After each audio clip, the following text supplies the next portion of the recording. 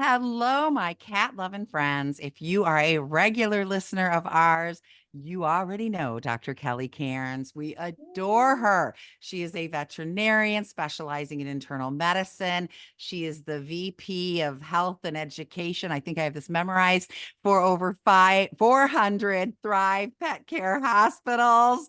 And she graciously donates time every month to come talk to us about our hot topics. And right now, our hot topics is orphaned kittens. We are in it. So we selfishly asked her to broach that subject because I need her. So we're going to break for a word from our meowsing sponsor. And as soon as we get back, we're going to get into it. Welcome back to 19 Cats and Counting. I am your co-host, Linda Hall, here with the lady that started my love of kittens and turned me on, or cats, period, and turned me on to the mysteries of feline behavior. My BFF, my partner in crime, although we don't talk about the crimes, Rita Reimers. Don't tell anyone where I the know bodies are buried. Are you kidding it me? slipped out. I Shh. don't think I started your love of kittens. I think that was your daughter.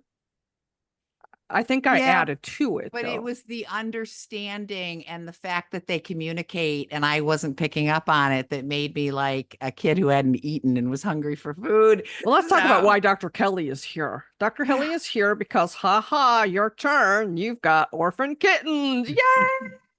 I've been there a few Yay. times myself. Dr. Kelly's here to give us some expert information and Yes. advice about those teeny little babies. How old are your kittens, Linda?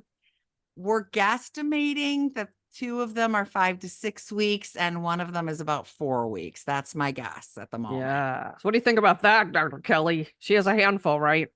Congratulations. It's amazing. And I'm only just slightly jealous.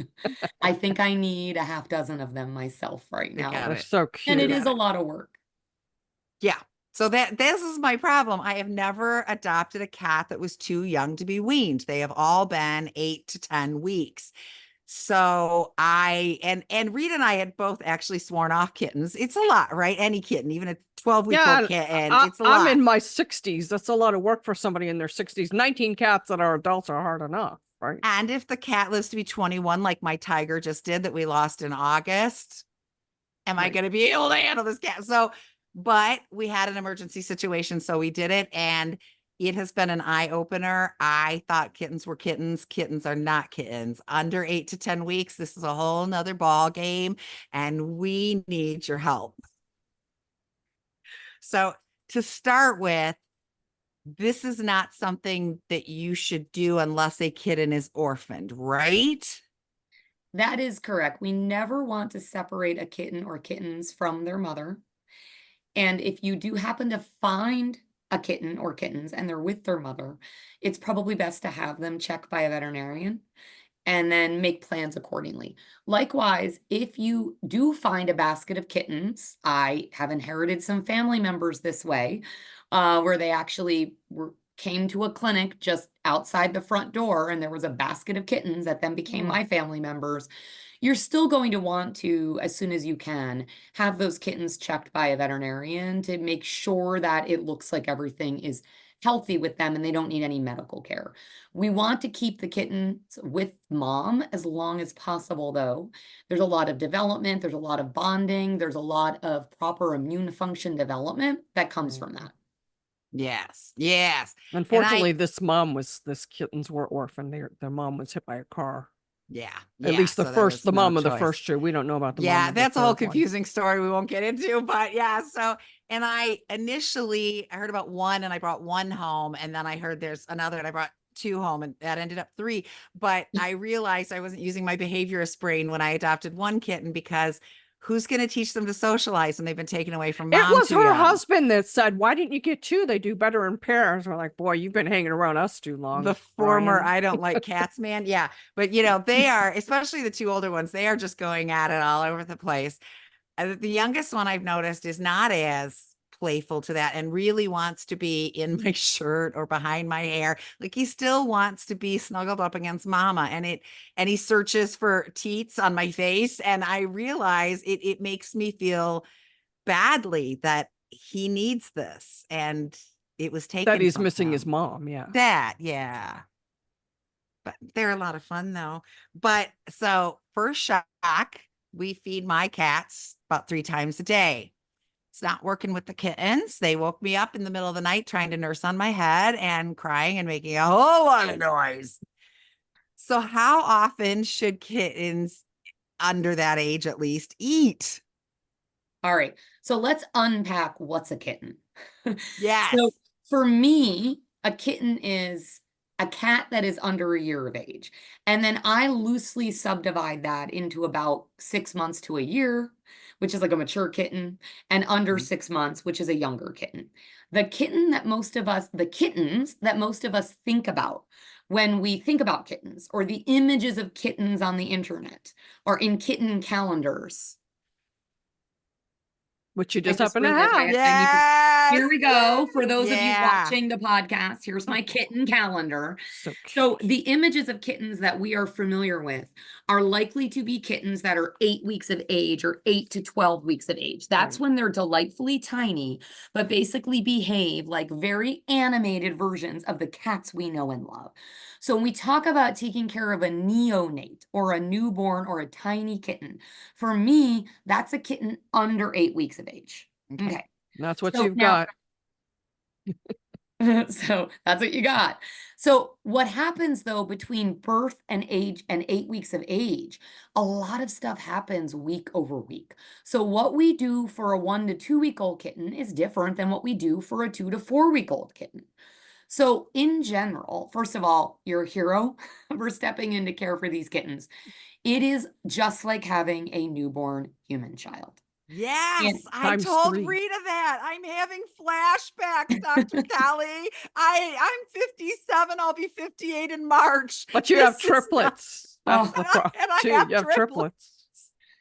So how often, you'd ask, do they need to be fed? And we could talk about then what they need to be fed. Yes. A newborn kitten up until about 2 weeks of age is still, when they're very tiny, their eyes aren't even open for the first few days. Right. In that first 2 weeks of life, and again, you're partnering with your veterinarian here, you're making sure they don't need medical care. The feeding is generally every 2 to 3 hours, even during the night, just like a human newborn. Okay, they need round the clock feeding. When they get to be about 2 to 4 weeks of age, we're moving to about every 4 to 6 hours. The kittens still have very small stomachs during this age of development, and so frequent feedings are still really important. Mhm. When we hit 4 to 6 weeks of age, this is where we are probably feeding about 4 times a day or every 6 hours. And that's when we're starting to change up what we're feeding them. So I've answered how frequent. And now let's talk about what they can get. How does that Yes, sound? please. Yes, Okay. please. Yes, please. Because there is, the options. There is kitten milk replacement, which I definitely did because I know they should still be getting mama's milk. But then there's bottle, not bottle. They have done fine with drinking it out of a saucer. So I got out of the bottle thing. Thank Then there's heavens. kitten wet food, which I'm doing. But then there's also kitten dry food. So it's a big what, when, where. Mhm. All right. So we're going to start with liquid. And then eventually we're going to move to a gruel or a paste or puree. And then when they get old enough, you make the decision about whether or not you're introducing dry, so harder. It is really critical that a kitten gets a kitten milk replacement formula that is designed specifically for kittens. Now, the great news is that all of our amazing pet food and pet supply companies out there, or stores out there are very great, awesome products that will say that it meets the requirements for a newborn kitten. So that's what you're looking for over the counter. You don't usually need a prescription. So Right. we're using a kitten milk replacement formula designed specifically for kittens. It's critical that kittens do not get other alternatives, not human infant formula, not cow's milk. Those do not provide the proper nutrition. And not only can that cause digestive upset, it can cause some serious medical conditions in a kitten this small. Okay. Okay, so we got that. So All We're right. using that. quick question though. So I bought KMR, I bought kitten milk replacement. But then somebody, I picked up, I don't even remember how now, these packets of dried goat's milk that has probiotic that says it's good for all ages. So I kind of mixed that in with some of the wet food, but I don't know. Then it's like, wait, am I causing digestion problems? Well, I can't comment on that specific product because I don't know which one that Right, is. right. The question is, so you know you're feeding a nutritionally complete formula with that KMR. The question is what's in the additional supplement going to upset the apple cart or be neutral or potentially beneficial? So for that particular product, you might just want to chat with your vet and have them look at specifically what is in there. Okay. We do know that there's different bacterial strains that are better for certain species over other species. So we talk about probiotics. That basically means bacteria and yeast that are beneficial. Humans have different species than dogs do, than cats do, which is why Yes. we do have products out there that are designed, you'll see, for dogs, probiotics for dogs. So you Yeah. might just want to have your vet check on that product. Okay. Now, if we're feeding a formula that's designed for kittens and we know we're doing it when they're really itty bitty every 2 to 3 hours, the question is, well, how do I get this into them? So much like a human infant, they're not just going to pick up a cup and drink it down, or they're not going to lap something up in a bowl. So you will be feeding them out of a tiny little, and you can buy these over the counter as well, bottle that is designed to feed small animals with a nipple. Okay. And you could take that nipple, and if you need to make it a little larger so that it's easier for the flow to come out, you can take and use a clean needle or sterilize something to then go ahead and make that needle, the hole in the nipple, a little bigger. Okay. Okay. Now, sometimes because you do need to suck with those bottles and nipples, even if, again, one of my little life hacks for feeding kittens is you can make the size of I've actually taken in the past clean, you want everything clean, wash it, scissors, and literally nicked the tip of that, because I have had many tiny little newborn kittens where the size of that pinprick hole was too small for them. If they don't have a robust suck reflex, they don't have the muscles developed to be able to get enough liquid out of that nipple. So you just Interesting. make little incremental increases in sizes so that you're not also drowning it out of their, drowning them in their throat. Sometimes you could also pivot to an actual syringe without a needle, but a little tiny, say 3 or 6 milliliter syringe, which you may be able to get over the counter or obtain from your veterinarian. In my experience, the reason why folks will move to a syringe is because they need a different hole, a bigger hole, which the syringe has. Mhm. And also, when you're syringing, you are able to push the plunger to give them the amount that they need that corresponds to the rate that they're swallowing. So you can help them get it in.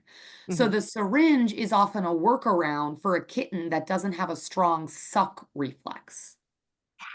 I'm sorry. I'm feeling very, Okay. I'm feeling very, I don't know what my word is here. I'm feeling very like I just got a pat on the back because I just had a friend reach out to me and say, Exactly Mama what I Cat was had a thinking. litter of kittens. She had 8 babies. One of them was not getting time at the teat and was becoming lethargic, and I was getting very scared.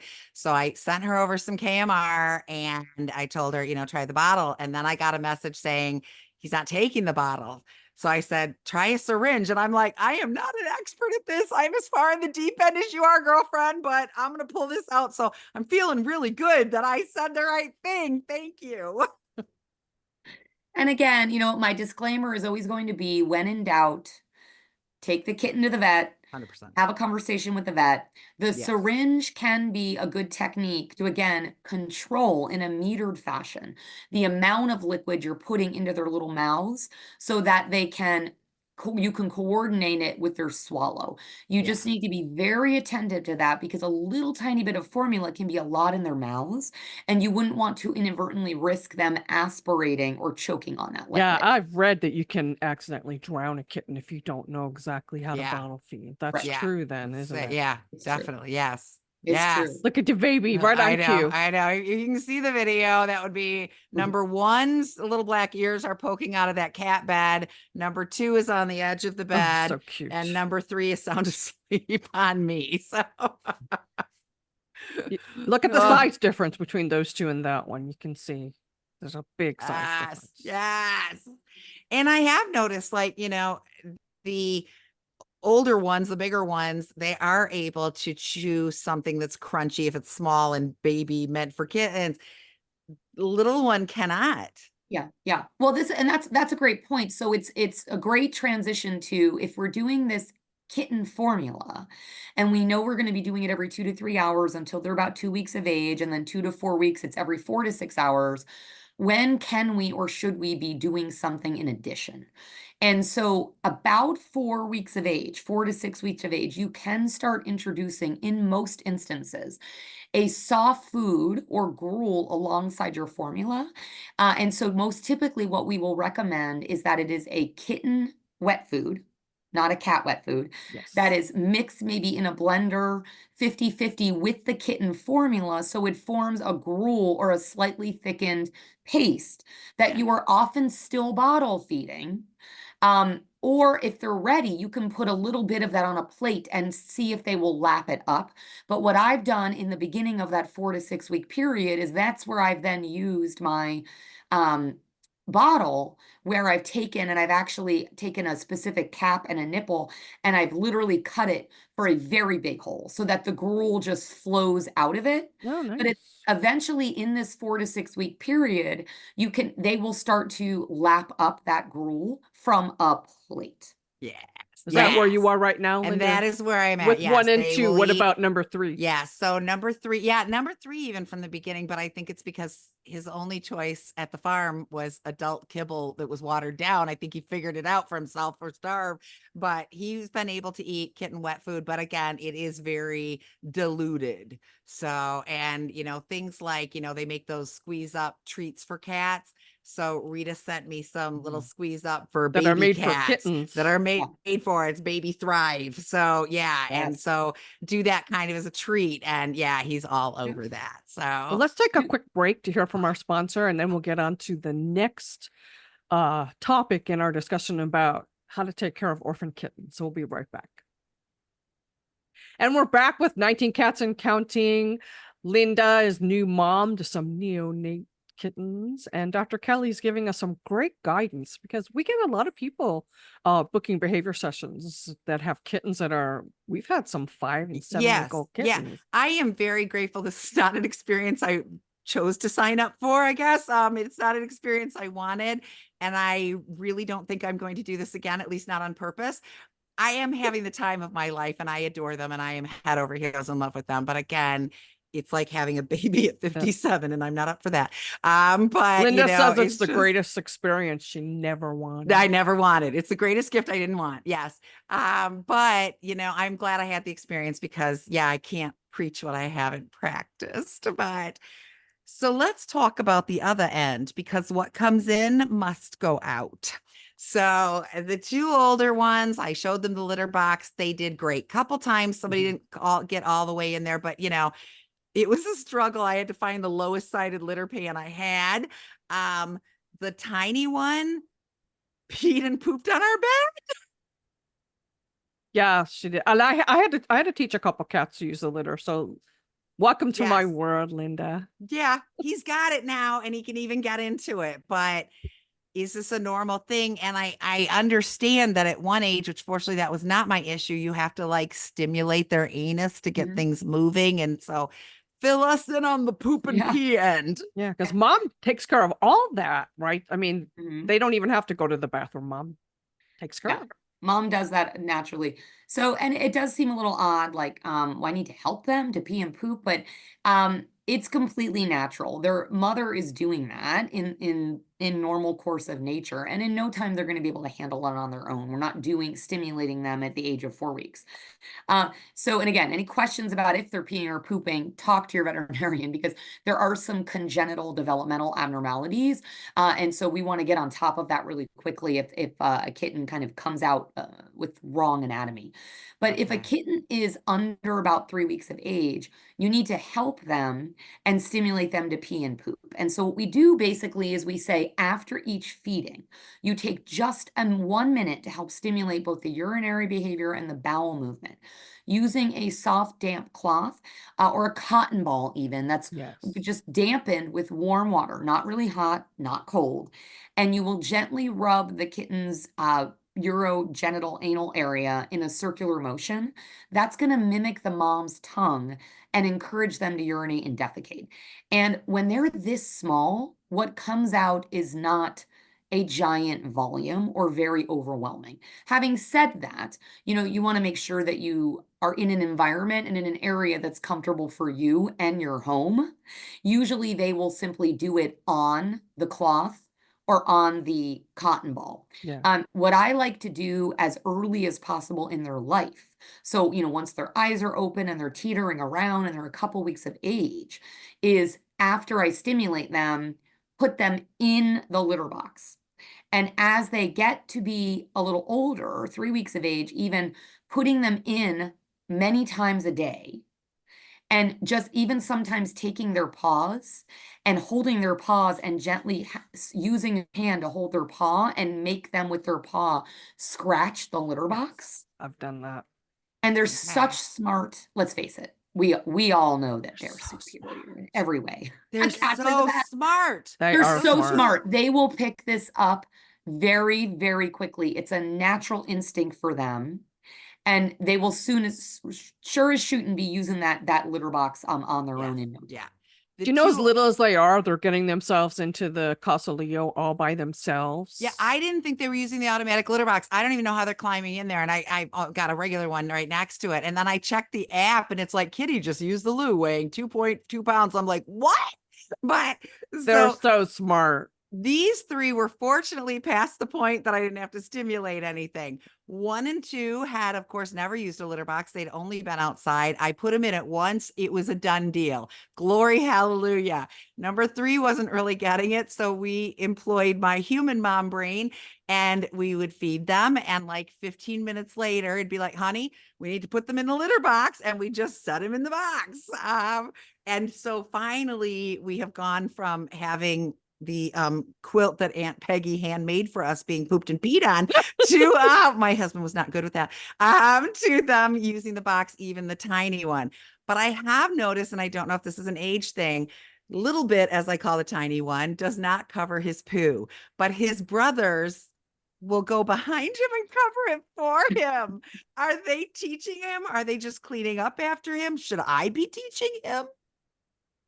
Good question.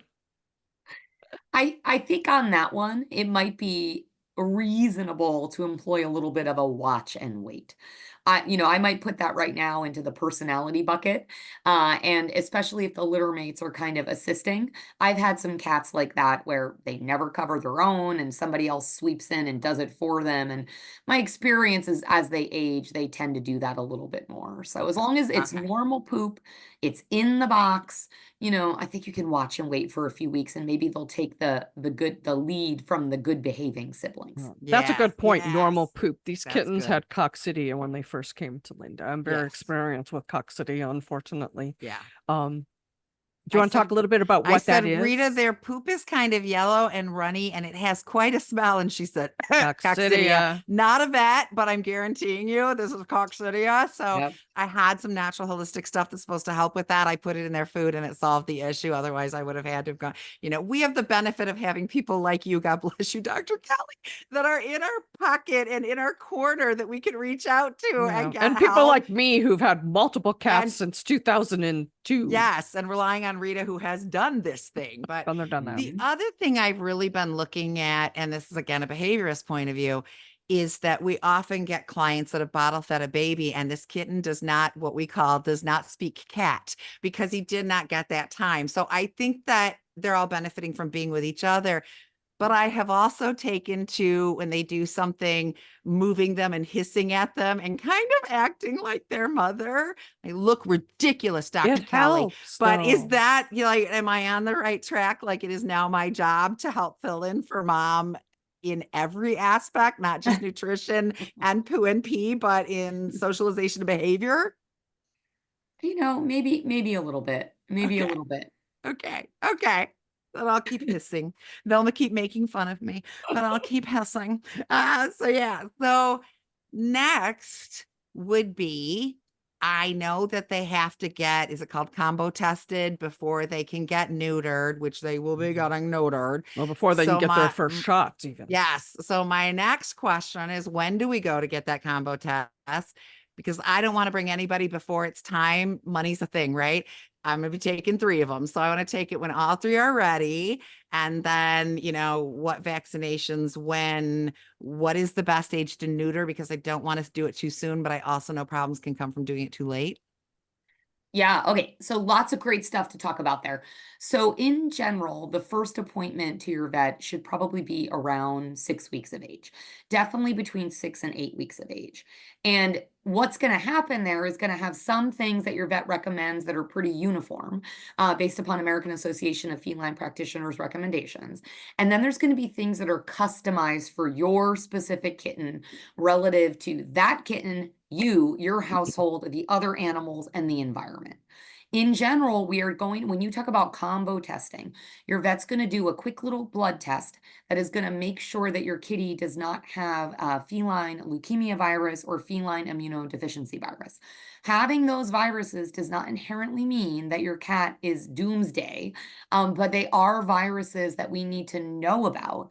There are some health risks with this, and those viruses, although many cats can live a great life for a very long time, Yeah. we take different proactive measures when a kitty has either of those. But because those are very infectious to other cats, it will then impact recommendations about exposing your positive cat to negative cats. So that's the combo test.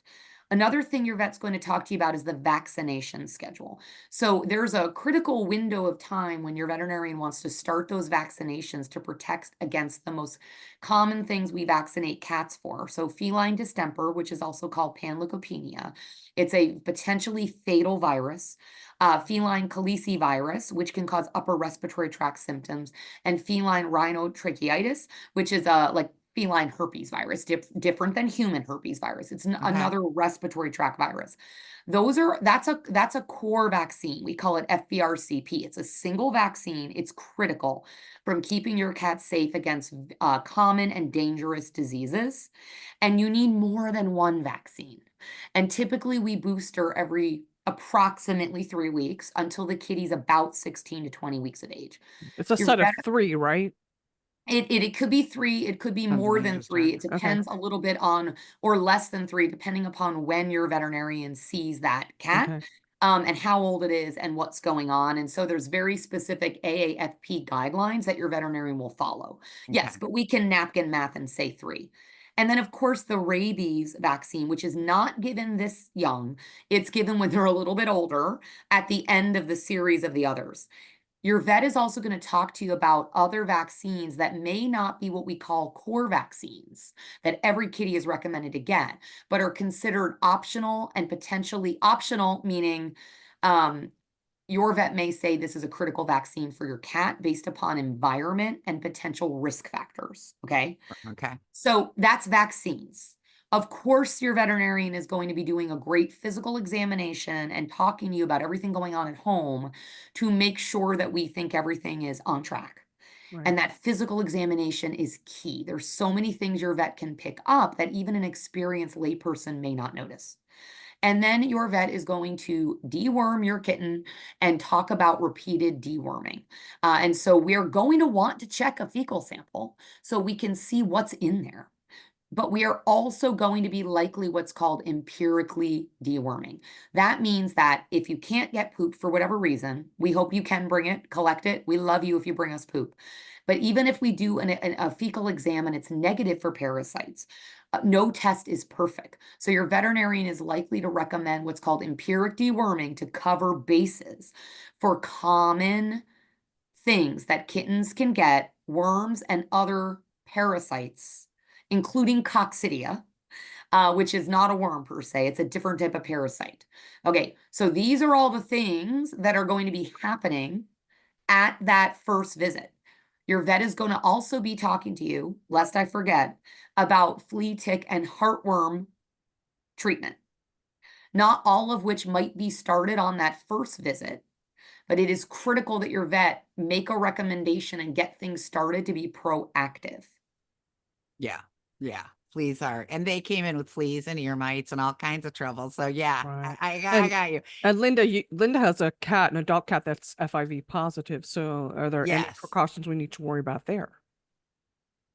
Yeah, so again, for the kitty that is FIV positive, that virus is a retrovirus similar to HIV that people get. It's a very different virus. One is not contagious to other species. It's Right. species specific, but it's in the same kind of category of what we call retroviruses, meaning that a cat that's infected can ostensibly, it could stay what's called dormant forever and never impact quality or quantity of life. If it is activated, though, it can then cause problems. We also are very proactive with a cat that has FIV to make sure that we change things we're doing in terms of monitoring. And when they are sick with some sort of other issue unrelated to the FIV, we might have a modified treatment plan because we know that cat's immune system is not like other Yeah. cats. Yeah. Right? That's The other the thing kind with of a thing in my house. If one of the cats sneezes, like, hey guys, so and so sneeze, keep an eye on him. If Kismet sneezes, doctor, more doctor. right, Is there because any it's concern about right. mixing him with the kittens, though? Well, that's a thing, though. The other thing is if you do have a cat that has FIV or FELV, you would want to make sure that that cat is not then interacting with other cats who are not FELV or FIV positive, because the concern could be that the positive cat may spread it to the negative cats. But that's a conversation to have with your veterinarian. It's kind of individualized and a little complicated. And just to make sure you're being practical and also proactive to protect all your cats. Yes. Yeah, we did separate. My adult cats are not happy. There's 10 Yeah. cats who have been locked out of my bedroom after being allowed to be in here all the time. That was another problem that it caused. But I just did not want to take the chance of the kittens having something and infecting the older cats. My cat with FIV is a lover, not a fighter.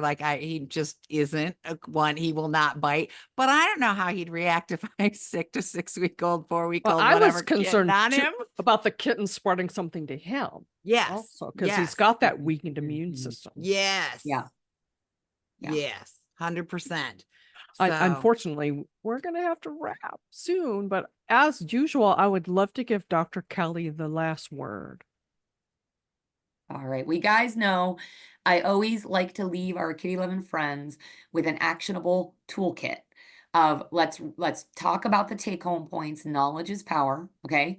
So in general, let's remember that if you do get the delightful pleasure of taking care of tiny little newborn kittens, you've got this, you can do it. You want to partner with your veterinarian and you want to trust your instincts, right? So if something doesn't seem right, don't hesitate to contact your veterinarian. Common sense things that we want to remind ourselves of: weakness or lethargy, depression, not eating, losing weight, not gaining weight, any trouble breathing, vomiting, diarrhea, goopy eyes or nose, vocalizing in an odd, unusual way. If you're not sure if they're urinating or defecating, okay, obviously we're taking those kittens right in. All right. Yeah. And then it's really important to remember that kittens are, in addition to being small cats, they are different than small cats. So even when we think about the ways cats are not like dogs, as it relates to things that might be okay over the counter to give a dog that can be very toxic for a cat, I'm going to also share things that might be fine to give over the counter to a cat may not be safe for a kitten, especially under 8 weeks of age and under 2 pounds. So you have to be incredibly careful, even with over-the-counter flea treatments and other things, to make sure if you're not at all positive, contact your veterinarian. There's a lot of options for making sure that the kitten gets what it needs and it is safe, but it's not the time to be experimenting with things that we're not positive of. Yes. Yes. That makes I'm so glad you complete said that. sense. Yes. Yes. And I know you've reinforced Linda in a lot of things she was doing and given her some new things to think about, right? And hopefully anyone out there who is mothering kittens like this. I have to give a special shout out to Hannah Shaw. This is all Kitten Lady does, is deal with these itty bitties. You know, I've been through it a couple times. I think Linda says this is it. Once is enough, right? So Yeah. God bless you, Hannah Shaw. Thank you, Dr. Kelly, for giving us your Yes. wisdom as usual. I know this is going to be a great episode. You're going to help a lot of people with this. And Linda Hall, better you than me. Thanks, Mark Winter, for giving us this platform. We so appreciate it. And remember, every day is cat and kitten day. We'll see you next time.